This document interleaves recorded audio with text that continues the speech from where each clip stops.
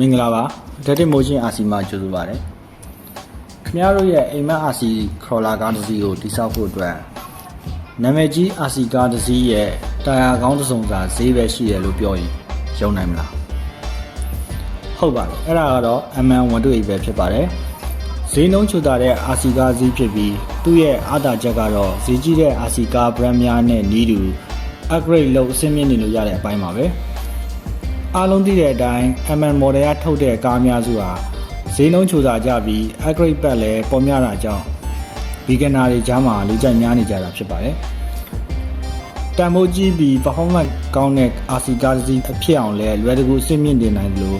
ဘာ upgrade မှမလုပ်ဘဲနဲ့လဲစတင်ပြီးကောင်းကောင်းမောင်းနေနိုင်တဲ့ RC crawler များဖြစ်ကြပါတယ်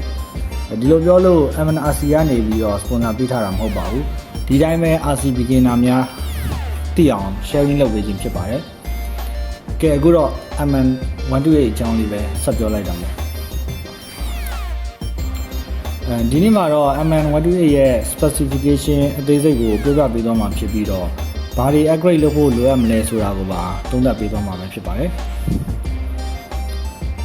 အရင်ဆုံးကားရဲ့ scale ကတော့112 scale ဖြစ်ပြီး G1 color Ruby ကိုရဲ့ design ကိုနမူနာယူထုတ်လုပ်ထားပဲဖြစ်ပါတယ်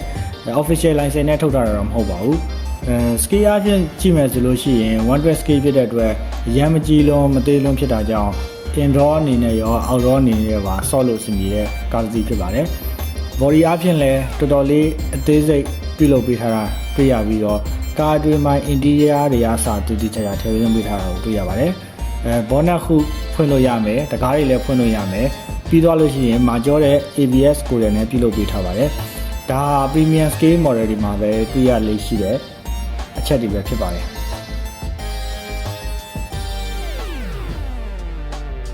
နောက်ထပ် lighting system အနေနဲ့ကလည်းရှေ့မီနောက်မီချက်ပြမီ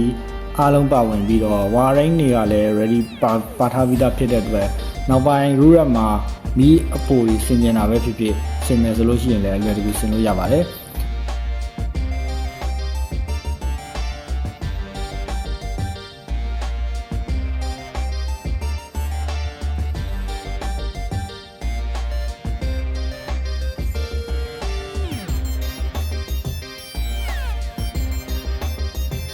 ဘိန်းနဲ့တာယာတွေကိုကြည့်မယ်ဆိုလို့ရှိရင်တာယာတွေမှာအရေးကြီးဆုံးဖြစ်တဲ့ grip ကိုအားကောင်းစေတဲ့ပျော့ပြောင်းတဲ့ rubber တာယာကားကိုအသုံးပြုပေးထားပြီး simulated brake clock wheel design အမျိုးအစားဖြစ်ပါတယ် ground clearance အနေနဲ့ကတော့ 48mm ဝန်းကျင်ရှိပါတယ် stock တာယာတွေအနေနဲ့ကမစိုးဘူးလို့ဆိုလို့ရပေမဲ့ crawler ကားစီးရဲ့အရေးကြီးဆုံးဖြစ်တဲ့ဒီ grid ကိုအားပုံမကောင်းစေဖို့အတွက်တာယာနဲ့ဘိန်းတွေကတော့ပိုကောင်းတဲ့အမျိုးအစားများနဲ့ upgrade လုပ်တင်ပါတယ်။သတင်းကောင်းအနေနဲ့ကတော့ကားရဲ့ site အနေထားအရ 110 scale တွေနဲ့လည်းတိတ်မကွာတဲ့အတွက်ရွေးချယ်စရာဘိန်းမျိုးစားအများပြားရှိတာပါပဲ။နောက်ပိုင်းမှာလည်း upgrade video အနေနဲ့ပြုလုပ်ပေးတော့ပါအောင်မယ်။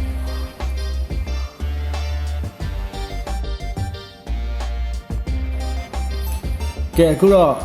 ကားရဲ့ off-road စွမ်းရည်ကိုအဓိကဆုံးဖြတ်ပေးမယ်အတွင်းပိုင်းတွေကိုဆက်ကြည့်လိုက်အောင်4-wheel drive လေးဘိန်းလုံးမောင်းနေတဲ့စနစ်ဖြစ်ပြီးတော့ဒီ transmission လို့ခေါ်တဲ့ဒီယာဟာကျွန်တော် crawler တွေအတွက်အဓိကအရေးကြီးဆုံးစိတ်ပိုင်းပါပဲဒီ MM128 မှာဆိုလို့ရှိရင် 4-wheel drive လည်းဖြစ်ပြီးတော့ transmission အနေနဲ့ကလည်းလေးချိန်ကိုဗဟိုပြုပေးနိုင်တဲ့ mid drive train system လို့ခေါ်တဲ့အလဲမောင်းနေမှုစနစ်ကိုအသုံးပြုပေးထားပါတယ်အရေးကြီးဆုံးကတော့ steering နဲ့ lever တို့အတွက်ထိုးစားညီညာသောထိန်းချုပ်မှု full proportional control အပြည့်စုံပါဝင်တာပဲဖြစ်ပါတယ်။ဒါ့အပြင်မတ်ဆောက်တဲ့နေရာများမှာနောက်ပြန်လိမ့်ကြအောင်ထိန်းထားပေးနိုင်တဲ့ drag brake လုပ်ဆောင်ချက်လည်းပါဝင်ပြီးစောင့်မှတ်တဲ့မျက်နှာပြင်45 degree လောက်ထိတက်နိုင်တယ်လို့ဆိုထားပါတယ်။ Chassis အနေနဲ့ကတော့ solid axle design ပေါ်မှာ leader style metal chassis ဘောင်များတက်ဆင်ပေးထားပြီးတော့ fishing damp spring unit plastic shot များနဲ့ 4 link suspension ကိုအသုံးပြုပေးထားပါတယ်suspension အနေနဲ့ကလည်းမဆိုးလို့ပြောလို့ရပေမဲ့ပိုကောင်းပြီး adaptive ဖြစ်တဲ့ suspension မျိုးလို့ရှိရင်တော့ oil free shot တွေပြောင်းလဲတက်ဆင်ပြီးအသုံးပြုတာကတော့ပိုပြီးကောင်းပါလိမ့်မယ်suspension နဲ့ပတ်သက်ပြီးတော့လည်းနောက်ပိုင်းမှာကျွန်တော် upgrade လုပ်တဲ့ဗီဒီယိုများပြုလုပ်ပြီးတော့ပါအောင်မယ်ဒီ electronic နဲ့ power ဘိုင်းဟိုကြည့်မယ်ဆိုလို့ရှိရင်motor အနေနဲ့ကတော့390 brush motor ကိုအသုံးပြုထားပြီးအားလုံးကောင်းတဲ့ torque ရုံးအားအနေနဲ့8 km/h တနာရီကို10 km နှုန်းနဲ့မောင်းနေနိုင်ပါတယ်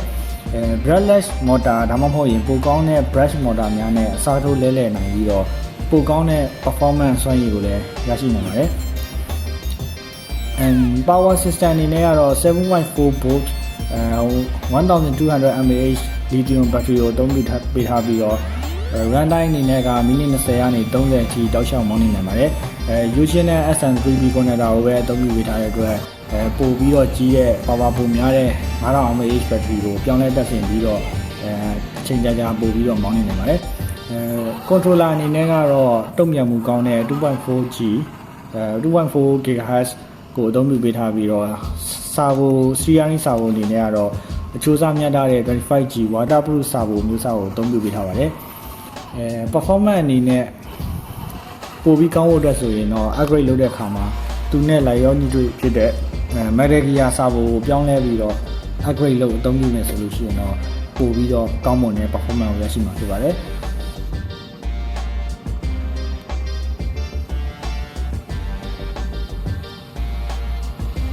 နောက်ဆုံးအနည်းချုပ်အနေနဲ့ပြောရမယ်ဆိုရင်တော့ဒီ MM128 ဟာပြီးပြည့်စုံတဲ့ crawler ကားစီးတော့မဟုတ်ပါဘူးဒါပေမဲ့လည်းအဆင့်မြင့်နေဖို့အတွက်လုံးဝပြီးပြည့်စုံတဲ့အခြေခံ platform တစ်ခုဖြစ်တော့သုံးပြီးမယ်ဆိုသုံးလို့ရပါတယ်အားသာချက်တွေအနေနဲ့ကတော့ဒီတေးရန်ကောင်းတဲ့ scale body မျိုးစားကားစီးဖြစ်ပြီးတော့4wheel drive လည်းဖြစ်မယ်full proportional control ကောင်းတဲ့ကားဖြစ်မယ်ဈေးသက်သာမယ်ဆိုတဲ့အချက်တွေပဲဖြစ်ပါတယ်အားနည်းချက်အနေနဲ့ကတော့ပုံမှန် brush motor နဲ့လာမယ်ပြီးတော့အောက်ပိုင်း axle တွေ shock တွေ suspension လင်းတွေအားစအားလုံး plastic တွေလည်းဖြစ်ပါမယ်ဒါကလည်းဒီဈေးဝန်းကျင်နဲ့တက်တောင်လုပ်ပေးထားတဲ့အတွက်လည်းဖြစ်ပါတယ်ဘယ်လိုပဲပြော upgrade လုပ်ပြီးသုံးလို့ကောင်းတဲ့ကားစီးဖြစ်နိုင်ပြီး beginner starter တွေအတွက်ကလည်း ready to run အဆင့်သင့်သုံးလို့ကောင်းတဲ့ကားစီးဖြစ်ပါတယ်နောက်ပိုင်းမှာ MM128 ကို upgrade လုပ်ပြီးတော့လည်းစမ်းသပ်ပေးတော့ပါအောင်မယ်